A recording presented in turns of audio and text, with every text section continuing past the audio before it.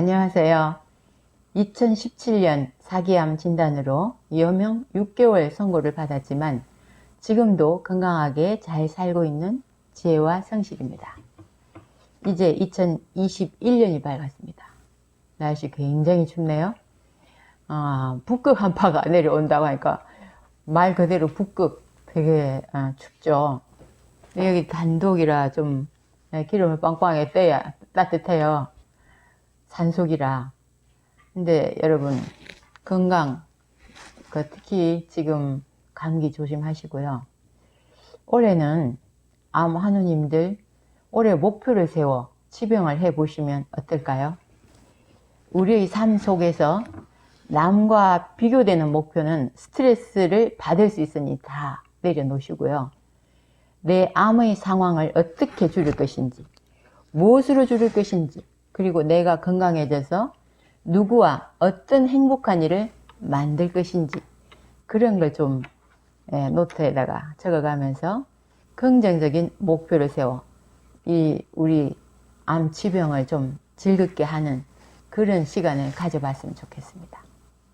오늘은 암 치유의 양극단이 위험해요 라는 제목으로 말씀을 드려볼까 합니다.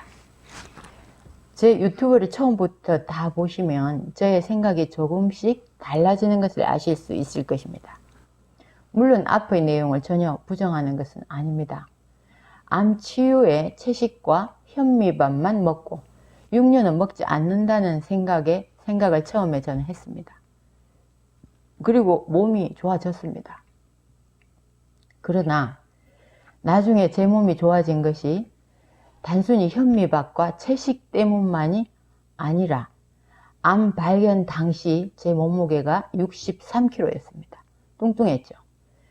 그런데 제가 지금 키가 158인데 50kg으로 살이 빠지면서 오토파지 효과가 나타나 암이 줄었다는 것을 알게 됐습니다. 제가 그 뒤에도 40일간 단식을 하면서 또 오토파지 효과를 노리고 효소 단식을 했거든요.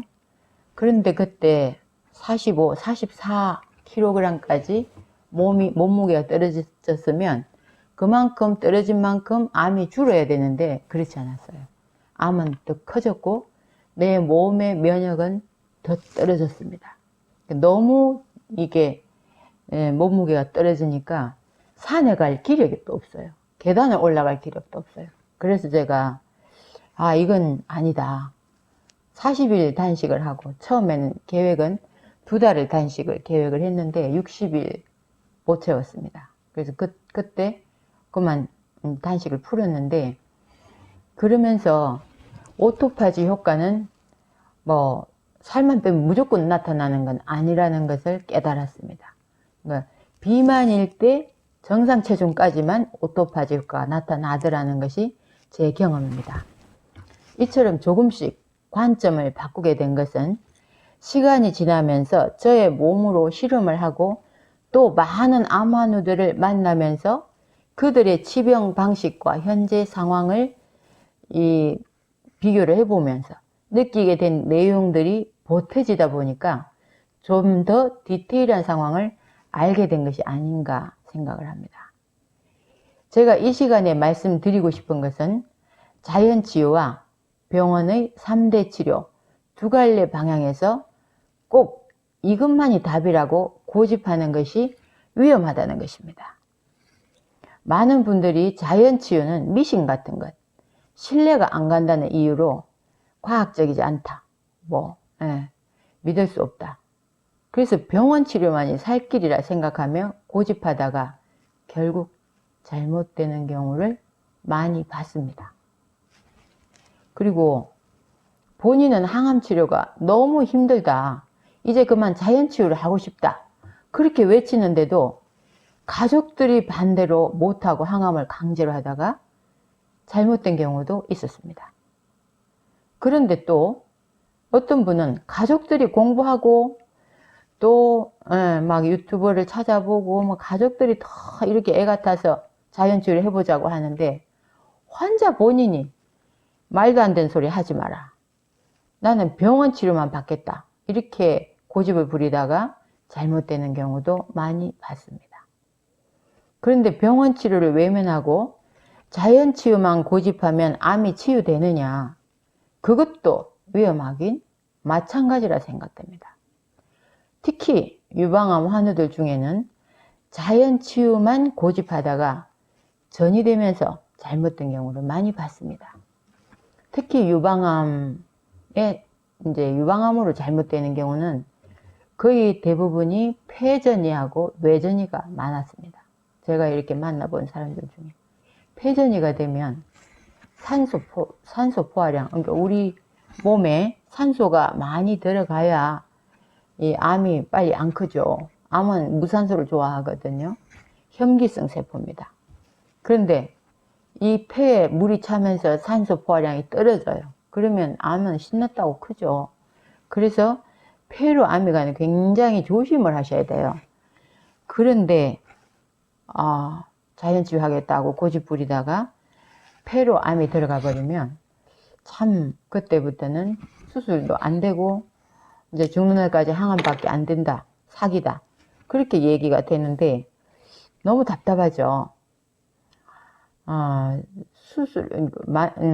처음에는 호미로 막을 수 있는 걸 그냥 그렇게 자연치유 하겠다 하면서 암을 키워서 가래로도 막지 못하는 지경까지 가버리는 경우가 종종 있습니다. 수술이 가능할 때 수술을 했더라면 사기로 가지 않았을 것을 자연치유를 고집하다가 수술이 불가한 경우를 많이 봤거든요. 저에게 지성님은 사기암인데도 지금까지 잘 살고 있지 않느냐, 그렇게 반문하시는 분들이 종종 있습니다. 저는 처음부터 척추 2개와 폐, 임파선 전이로 병원에서 한 달 내 척추가 주저앉아 누워서 대소변을 받아내야 할 것이다. 이럴 경우 면역이 떨어져 6개월 버티기가 힘들 것이라고 경고했습니다. 수술도 불가하고 죽는 날까지 항암이라는 의사 선생님의 소견에 저는 선택의 여지가 없었습니다.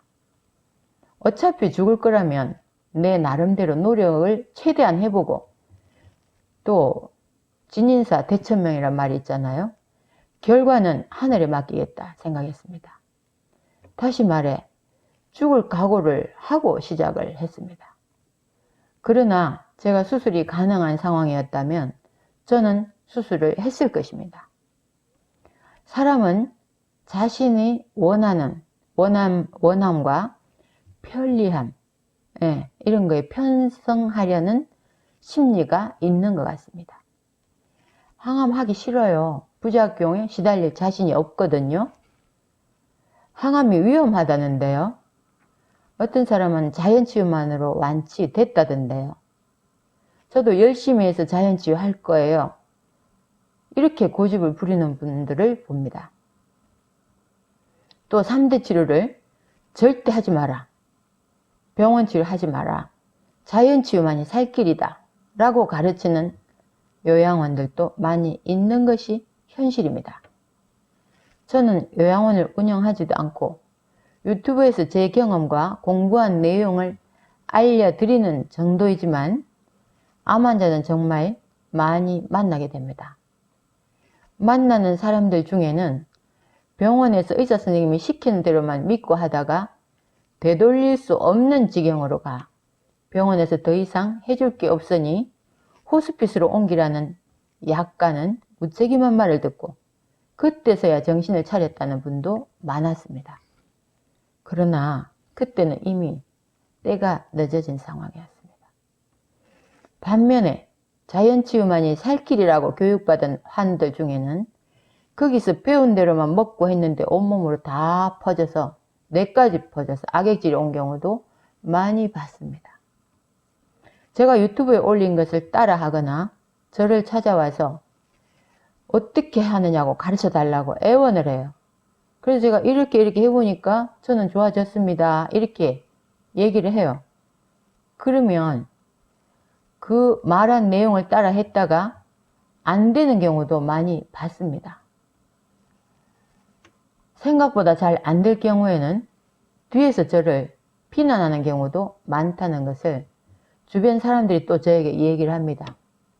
그렇게 얘기해줘 봐야 뒤에서 비난만 받는데 뭐 하려고 그렇게 얘기해주냐. 그러면서 사람들에게 헌신적으로 알려줄 생각하지 말고 선생님 본인의 몸이나 잘 챙기시라고 조언을 해주는 분도 있습니다. 왜 그럴까요? 하라는 대로 잘 했는데 왜 같은 결과물이 나오지 않을까요? 왜 같은 결과가 나타나지 않느냐에 가장 중요한 것은 심리적 스트레스와 현재 몸의 상태가 각각 다르기 때문이 아닌가 생각합니다. 사람의 몸은 기계가 아닙니다. 우리가 자동차에 어떤 부속이 고장이 났다면 같은 부속을 갈아 끼우면 됩니다. 그러니까 기계는 아주 사람 몸에 비하면 너무나 단순한 거죠. 잘못된 거 갈아 끼우기만 하면 되니까. 사람은 그렇던가요? 마음속에서 일어나는 교감신경과 부교감신경의 균형이 깨져 있다던가, 심리적 스트레스가 모든 사람이 같을 수가 없겠죠. 같은 조건에 사는 것도 아니고 같은 가족이 같이 사는 것도 아닙니다. 저는 가족으로 인해서 스트레스를 받지는 않아요. 우리 가족은 저를 살리려고 그냥 아주 합심을 해서 저보다 더 애를 태우고 하니까 그렇게 가족 때문에 스트레스를 받지는 않는데요. 어떤 분은 가족 때문에 스트레스 엄청 받아요. 뭐 청소년 아들이 애를 먹인다. 요즘 코로나 때문에 학교를 안 가니까 게임만 하루 종일 하고 있다. 스트레스 쌓여 죽겠다. 남편이 부인이 암이네. 남편이 암 환자하고 살기 싫다고 이혼한 사람도 있습니다.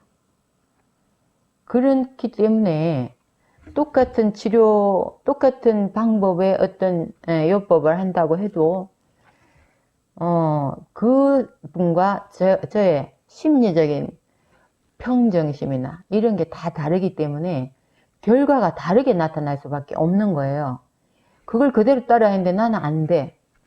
당연히 안 될 확률이 많죠. 제가 올해 횟수로 암 5년 차가 됩니다. 이렇게 암의 횟수가 거듭되면서 느끼는 것은 암에는 정답이 없답니다. 저 사람은 좋아졌는데 왜 나는 좋아지지 않을까?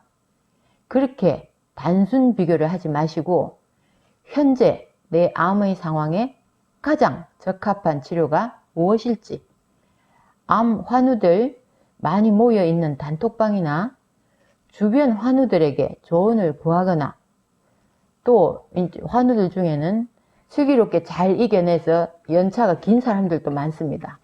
그럼 그런 분들한테 가서 또 이렇게 조언을 구하고 또 책을 읽고 강의를 듣고 나 스스로 내 암의 치료 로드맵을 짜는 겁니다. 누군가의 그 말에 휘둘리지 않으셔야 됩니다. 내 치료의 그 주도권은 내가 갖고 있어야 된다는 거죠.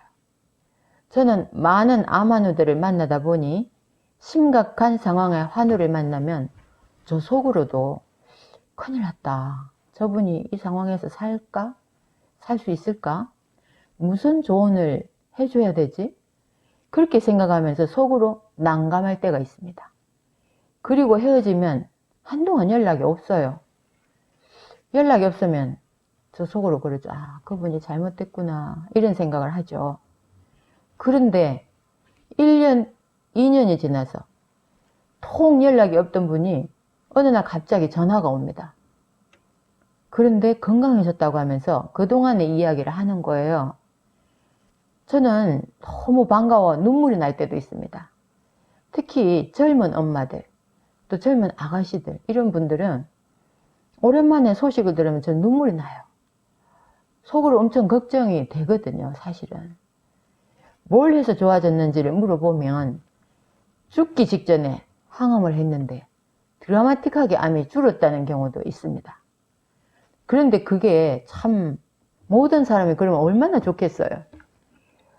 참 신기하게 그 사람은 살 운인지 그 사람의 염색체와 이 암, 항암제의 그 성질이 딱 들어맞는 거예요. 그럼 드라마틱하게 주는 거예요. 그런데 또 드라마틱하게 주는 사람도 있는 반면에 항암이 너무 또 힘들었는데 항암을 할 때 어떤 민간요법을 병행을 했더니 항암의 고통이 싹 사라지더라. 그래서 항암을 여러 차례 할 수 있었고 항암을 하다 보면 또 암은 좀 줄죠. 그래서 암을 이겨내서 다시 직장에 복귀했던 사람도 있었습니다. 또한 병원에서 다 포기했는데 어떤 민간요법, 특히 한국 산야의 흔한 약초나 다양한 요법 등으로 암이 줄었다는 분도 있었고 그 외에 각종 보조요법으로 좋아졌다는 사람도 봤습니다. 이런 많은 의견들을 듣다 보면 현대의학이든 민간요법이든 또 자연치유요법이든 가릴 것 없이 가장 중요한 것은 암을 이겨내는 것입니다. 암을 이겨내는 것이 정답이지요. 그래서 암의 상황에 따라 항암으로 급한 불을 끄고 보자 생각해야 할 때도 있고 동시에 좋아졌다는 민간요법과 항암식단, 운동 등으로 면역을 올려 암을 제압해 볼 필요가 있다고 생각합니다.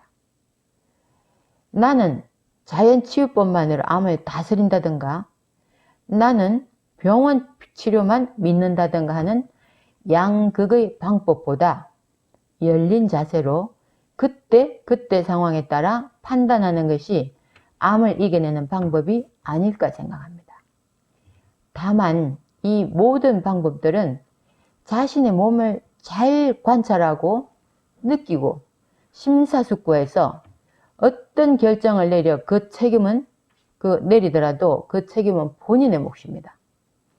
제가 드리는 말씀은 조언일 뿐입니다. 누군가 좋아졌다는 요법을 따라 했는데 좋아지지 않을 수도 있습니다. 암 환자의 치료는 획일적으로 무엇이 좋다는 것은 없다는 거죠. 사람들의 얼굴이 각각 다르게 생겼듯이 자신에게 맞는 가장 적합한 해법을 얼마나 빨리 찾느냐.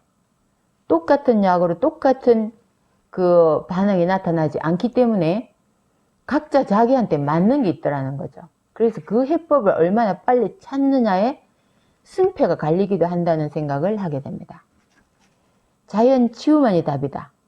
아니면 3대 병원 치료만이 답이다라고 양극단을 고집하기보다 적절하게 현재 암 상황에 맞게 대처하는 그 지혜로 우리 모두 암을 꼭 이겨냈으면 좋겠습니다. 건강합시다. 감사합니다.